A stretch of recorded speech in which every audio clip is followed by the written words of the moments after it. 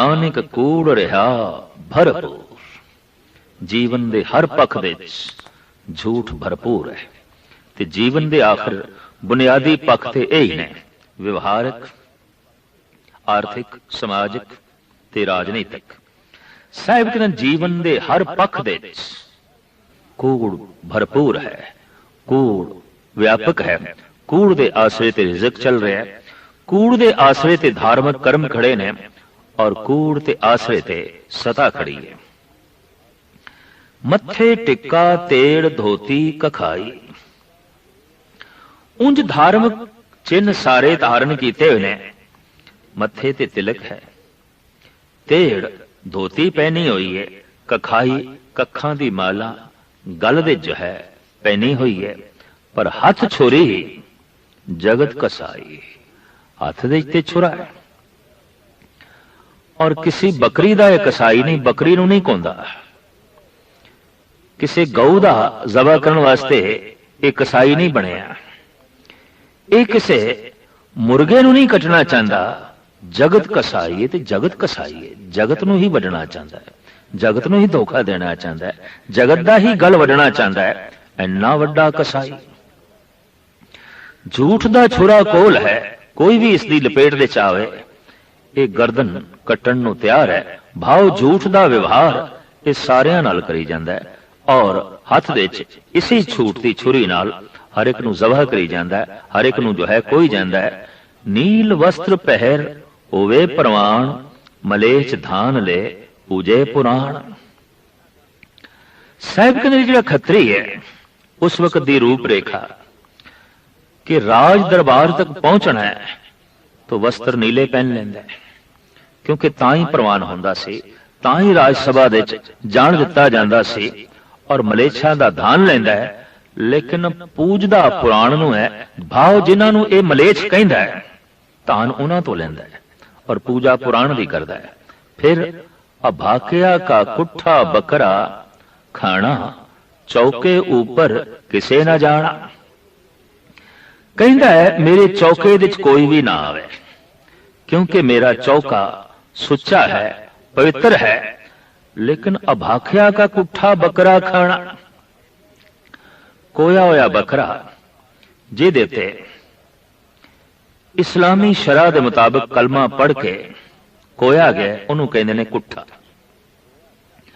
महाराज कहंदे ने कसाई कोल तू एक कोया होया बकरा ले आया जो उसने अपने ढंग नाल खोया है, अपनी इस्लामी तर्जे ढंग नाल उसनू ज़बा कीता है, वो तू ले आया है और चौके दे ओनू चाड़ रहे हैं। ते फिर कहना मेरे चौके च कोई ना आवे, मेरा चौका सुच्चा है। महाराज कहते तेरा चौका किस तरह सुच्चा हो गया? वो तो अपवित्र है। दे के चौका कड्डी कार, लीपा पोची करके चारों पासे कारियां कट दित्तियां, लकीरां पा दित्तियां कि मेरे चौके दे कोई ना आवे। साहिब कहते नहीं, ऊपर आए बैठे कुड़ियार, ये जो चौके दे बैठे ने ये कूड़े ने, झूठे ने। ते जे कूड़ चौके दे बैठा है तो चौका सुच्चा नहीं है, चौका अपवित्र है। मत भिट्टे वे मत भिट्टे, यो अन असाडा फिटे। पर तू कहना मतां किधरे मेरा अन्न भिट ना जाए, कोई मेरे चौके दे ना आवे, मेरा भोजन भ्रष्ट ना हो जाए। पर साहिब कहते तू अंदर गया और तेरे हृदय च कूड़ है, ते जे चौके दे कूड़ चला गया, झूठ चला गया, तो चौका सुच्चा किस तरह होया? चौका पावन किस तरह होया? तन फिटे फेड़ करेन, मन झूठे चुली भरेन।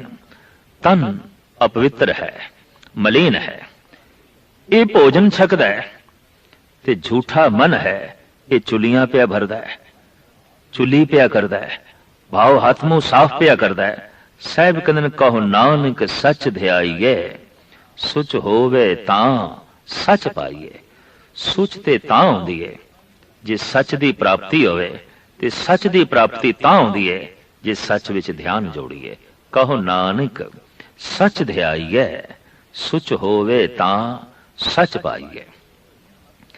नाल जो पौड़ी है 16वीं, सतगुरुदेव जी महाराज फरमान करते हैं कि वह जिहड़ा परिपूर्ण परमात्मा है, मतां किधरे तेरे अंदर ख्याल पैदा हो जाए कि इतना वड्डा उसने पसारा पसारिया है, इन्ने ब्रह्मंड, इन्ने सूरज चंद तारे ग्रह नक्षत्र, इतने पशी ते पक्षी और सागर दरिया पहाड़, कुछ एक नूं भुल गया होवेगा, कुछ उसके चेते दे चों निकल गए होणगे। महाराज कहते ऐसी गल नहीं है।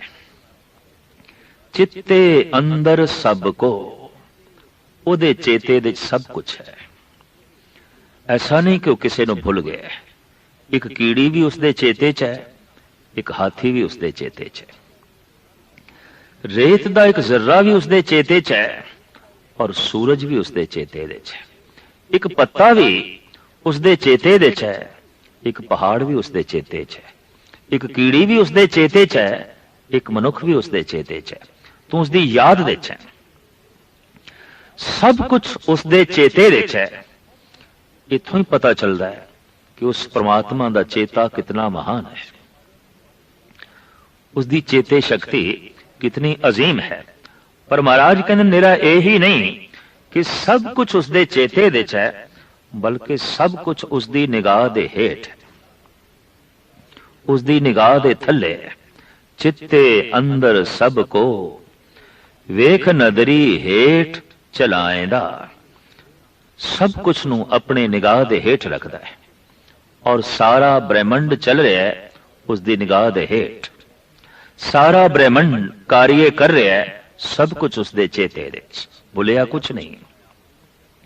किसी भी मनुख नू अपने घर का सारा साजो समान चेते च नहीं होवेगा, कुछ ऐसा होता है जो चेते च निकल जाता है। निक्का जिहा घर, थोड़ा जिहा साजो सामान, लेकिन सब कुछ चेते दे च नहीं।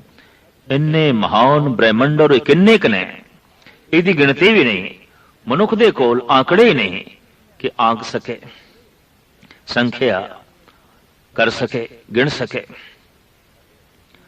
पर सब कुछ उसके चेते दे, चाहे सूक्ष्म है, चाहे अस्थूल है, चाहे तुच्छ है, चाहे महान है, चाहे कमजोर है, चाहे शक्तिशाली है, सब कुछ उसके चेते दे। चित्ते अंदर सब को वेख नदरी हेठ चलाएंदा, आपे दे वडियाइयां आपे ही कर्म कराएंदा। ऐसा बख्शिंद परिपूर्ण परमात्मा है, वो आप ही बख्शिश करके वडियाइयां दे देंदा है। वडियाई कई पक्ष दी, कई पहलुआं दी और तरह तरह दे कर्म दी प्रेरणा आप वो दे रहा है। सारियां च बैठ के वडो वडा वड मेदनी सिरे सिर धंधे लाएंदा, वडियां तो वड्डा है, महान वड्डा है, सारी सृष्टि दे रचन वाला है ते मालिक है।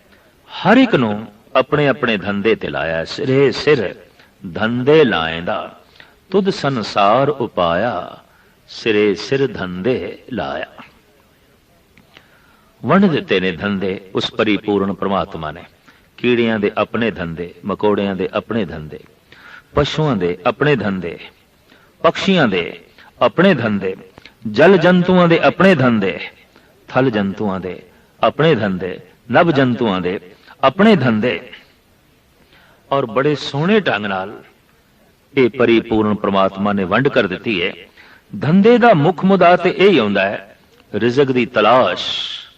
तो जल जंतु भी तलाश कर रहे हैं, पंछी भी रिज़क दी तलाश कर रहे हैं, पशु भी कर रहे हैं, मनुख कर रहे हैं। मुख धंधा यही है।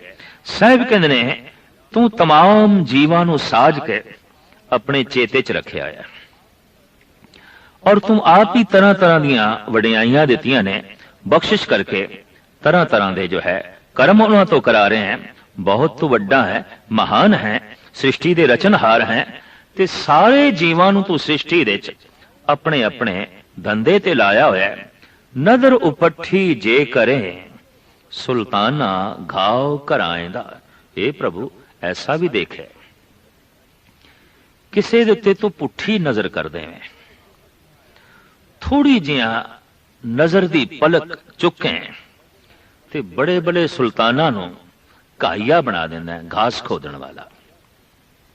ਮਹਾਨ ਨੂੰ ਤੁੱਛ ਕਰ ਦਿੰਦਾ ਹੈ।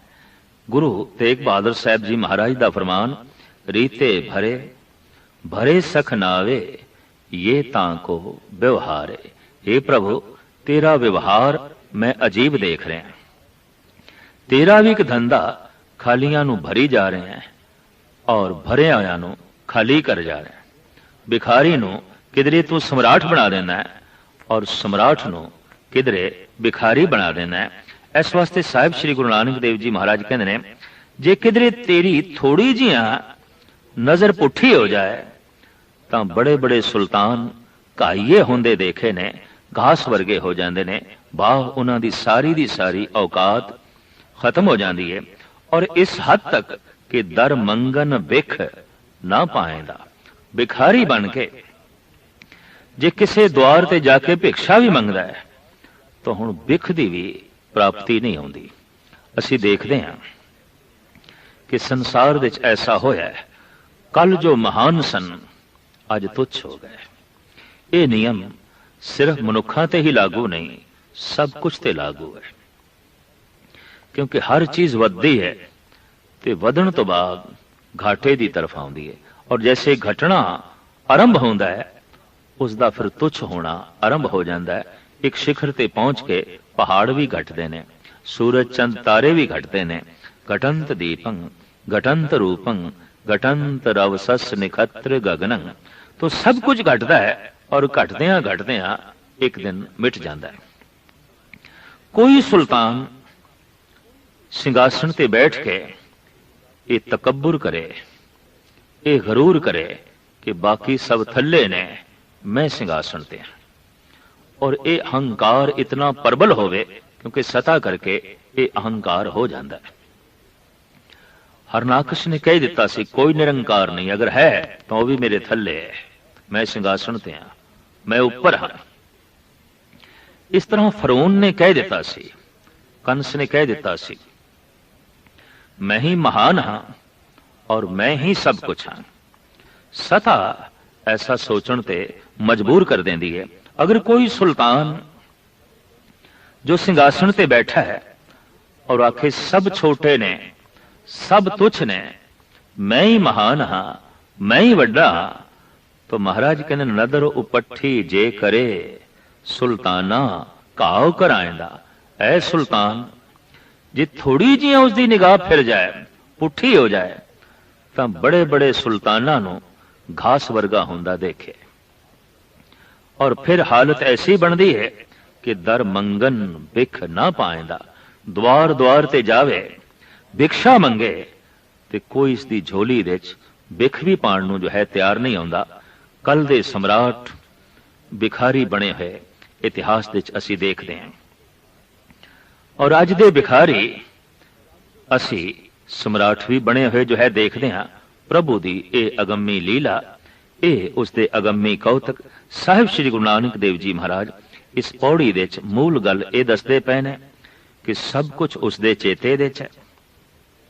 आपे जीवां नूं वडियाईयां देंदा है, कर्म दी प्रेरणा देंदा है, सृष्टि दा मालिक है, सिरे सिर जीवां नूं धंधे लाया होया है। और कोई अगर उच्चे रुतबे ते पहुंच गया है, वडियाईयां उसनूं प्राप्त हो गईयां ने, ते अगर वो हंकारी हो जाए तो निगाह उसकी पुठी भी हो जाती है और वो भिखारी हो सकता है। श्लोकां दे मूल भाव वही सुच्चा है जिहदे अंदर सच है। फोकट कर्म करे लेकिन हिरदे दे सच नहीं तो वह कतई सुच्चा नहीं। साच बिना कह सूचा होई, कहो नानक सच ध्याइए, सुच होवे तां सच पाइए। ये सच दी प्राप्ति होवे तां ही जो है सुच्चा है, और जो सुच्चा है उसनों इस करते पुरख दी लीला दा पता चल जाता है कि सब कुछ उस परमात्मा दे चेते विच है, सब कुछ उसकी निगाह दे हेठ है।